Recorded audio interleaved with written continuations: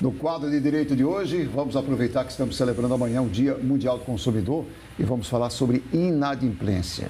Para falar sobre o assunto, aqui com a gente, o vice-presidente da Comissão dos Direitos do Consumidor da OAB, o Erickson Dantas, está aqui com a gente. Erickson, bom dia. Muito obrigado pela sua presença. Ele vai falar sobre as diversas formas de pagamento, como fica inadimplente em relação a isso e quais são os direitos e deveres. Para começar, o que diz o Código de Defesa do Consumidor no atraso de cumprimento dessas obrigações? Quando você deixa de pagar, o que é que diz esse código? Bom dia. Bom dia, Gilvan. Bom dia, Sofia. Bom dia a todos aqueles que nos assistem ao vivo, ao Bom Dia Alagoas. Primeiramente, agradecer o convite em nome da Comissão de Direito do Consumidor da OAB Alagoas. Em relação a essas questões da pergunta bem formulada, o Código de Defesa do Consumidor, ele é claro a respeito da pergunta. O consumidor, no caso aí, ficando inadimplente, poderá sofrer sanções. Primeiramente, os fornecedores de serviços, os fabricantes, podem enviar notificação extrajudicial e para que o consumidor previamente tome conhecimento da questão da inadimplência daquela dívida e a saída de imediato é o consumidor procurar logo o credor e tentar ali fazer um acordo para evitar questões de negativações nos órgãos de proteção ao crédito e também, às vezes, também anotações nos cartórios competentes.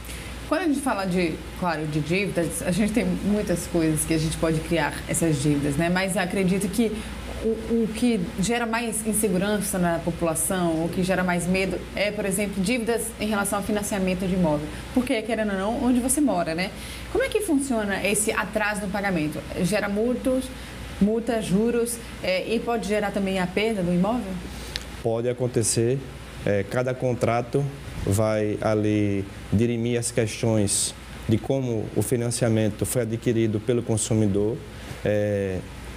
Havendo essas questões de inadimplência a respeito dos financiamentos de imóvel, no contrato de financiamento de imóvel, poderá existir situações que o consumidor aí tenha que recorrer de imediato, como já dito aqui no início, ao credor, no caso aí ao banco que financiou o imóvel e, consequentemente, no futuro, caso não haja uma solução amigável do consumidor junto ao banco que financiou o imóvel, o consumidor poderá sofrer sanções, inclusive com a questão do imóvel poder ir a leilão devido à inadimplência. Há questões que os bancos já colocam logo anotações nos cartórios competentes, né?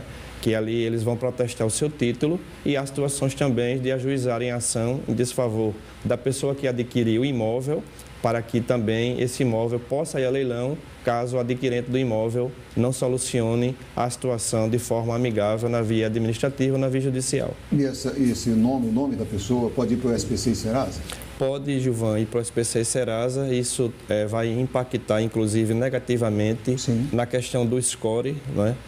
Isso vai, consequentemente, gerar aí uma questão negativa de crédito para o consumidor, porque vai ficar comprovado a sua inadimplência e o consumidor, com certeza, poderá ter o seu crédito restringido em razão da situação ocorrida. E essa restrição, ela gera um impacto muito negativo para essa pessoa, porque na próxima compra de imóvel, na próxima compra de um outro bem, que, claro, que mais caro, fica complicado, né, esse crédito.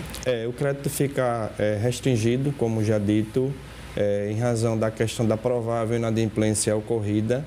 E aí, com certeza, vai diminuir o poder de compra de quem vai querer adquirir o imóvel, no caso, visando aí um financiamento futuro.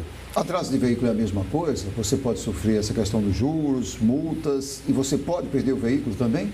Pode sim, Gilvan. Atraso de veículos também está nessa modalidade.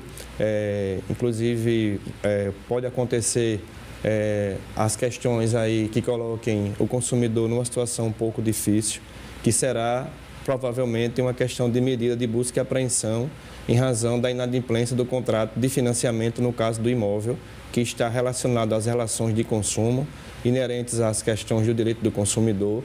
Contudo, há contratos que são abusivos, há contratos onerosos, há contratos leoninos e quando o consumidor verificar que existem essas possibilidades, situações de contratos leoninos, onerosos, ele pode procurar a Defensoria Pública caso não tenha uma condição financeira adequada, ou pode procurar o advogado de sua confiança, até porque o próprio Código de Defesa do Consumidor, que é a Lei 8.078 de 1990, reza sobre a modificação de cláusulas abusivas, se assim for o caso, positivado no inciso 5º do artigo 6º. Ele pode vender o carro para saldar parte da dívida? Já que ele está com cotas atrasadas, está com prestações atrasadas, ele pode vender esse carro para tentar amenizar essa dívida ou não?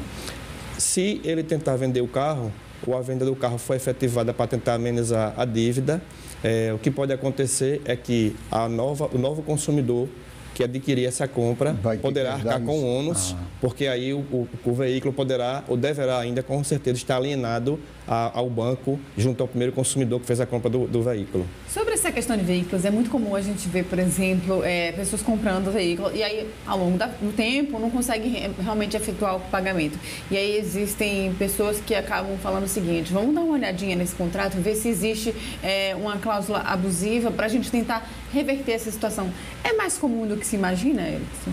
Ou a pessoa que faz isso já sabe, já faz um contrato ali sabendo que vai ter esse custo e não pode depois rever essa cláusula? Antes da aquisição do bem, no caso do veículo, é de grande relevância que o consumidor tenha acesso ao contrato. Infelizmente, há situações que ocorrem que o banco que vai financiar o bem, no caso, não oportuniza ao consumidor a discussão das cláusulas contratuais. Às vezes acontece do chamado contrato ser assinado às cegas. Tipo, o consumidor não tem entendimento técnico a respeito daquelas cláusulas entabuladas que constam no contrato. E o responsável, a pessoa do banco que vai financiar o veículo, também não explica ao consumidor aquelas cláusulas que, em tese, muitas vezes são abusivas. E aí o consumidor poderá entrar numa armadilha, se porventura assinar o contrato sem tomar conhecimento previamente daquelas cláusulas. Contudo, existe a possibilidade, dependendo da modalidade do contrato, de buscar na via judicial a revisão do contrato, caso o contrato se comprove ali uma onerosidade excessiva. O telefone, vamos falar do telefone agora. A operadora pode cortar o serviço desse telefone? Existe um prazo para isso? Depende da quantidade de dias, de meses? Como é que se soluciona isso? Antigamente, tinha aquela questão de você ter três débitos em aberto das operadoras e, a partir dos 3 débitos em aberto, poder ser negativado na reportação ao crédito. Muita gente ficava pagando só uma, né? Pagava uma, ou também ter o cancelamento parcialmente do serviço.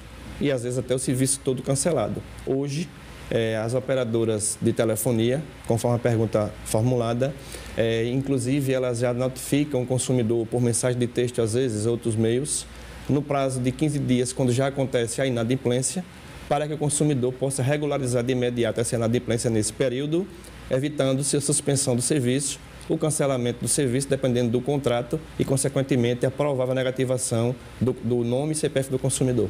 Agora vamos falar sobre aquelas contas que atingem a todo mundo, não aquela pessoa que tem somente carro ou aquela pessoa que já comprou seu imóvel próprio. Energia, conta de energia.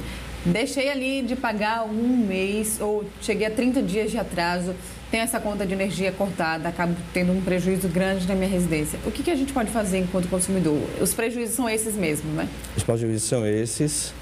O consumidor, quando tomar conhecimento na questão da inadimplência, deve de imediato procurar, no caso aí, a empresa concessionária de serviço público para saldar a dívida, no caso aí, o fornecimento da energia, para que esse fornecimento não seja suspenso. Até quantos por cento esses juros podem chegar a ser abusivos, por exemplo, desse pagamento? Depende da modalidade, Sofia.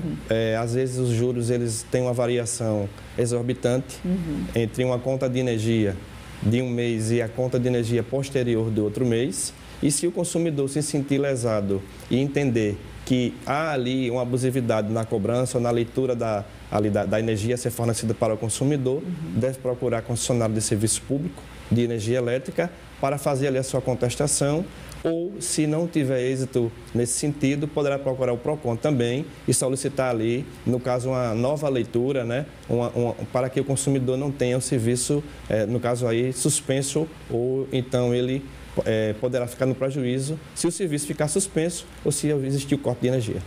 Fala de um problema que atinge muita gente. Falou há pouco que tem mais de 1 milhão de pessoas inadimplentes em Alagoas e pode ter certeza que a grande maioria é cartão de crédito, né? É um problema muito sério porque os juros são altíssimos, né? Como é que fica essa questão qual o período, de que forma você vai parar no SPC ou Serasa? Muitos cartões fazem renegociação. Como é que funciona isso hoje em relação ao consumidor? Gilvan, as empresas, no caso aí, que detêm do domínio das bandeiras dos cartões de crédito, existem cartões aí que o juros chega a ser 12%, 15%, 17%, não é? E muitas vezes é abusivo. Está havendo agora um feirão, inclusive, sim, né? Lá no Marcel Shop, e o consumidor poderá aí também, nesse feirão que está sendo realizado pelo PROCON Alagoas, procurar, inclusive, essa questão para ser sanada e ver a situação para equalizar a dívida, evitando, no caso, negativação, ação judicial e situações que possam colocar o consumidor em prejuízo. Erickson, a gente quer agradecer, viu? Muito obrigado pela sua sempre presença aqui conosco. O Erickson falou do feirão, é sobre isso que a gente vai falar agora, né, Sofia? É isso sim. Obrigada, viu, Erickson, pela participação. Porque, gente, olha só.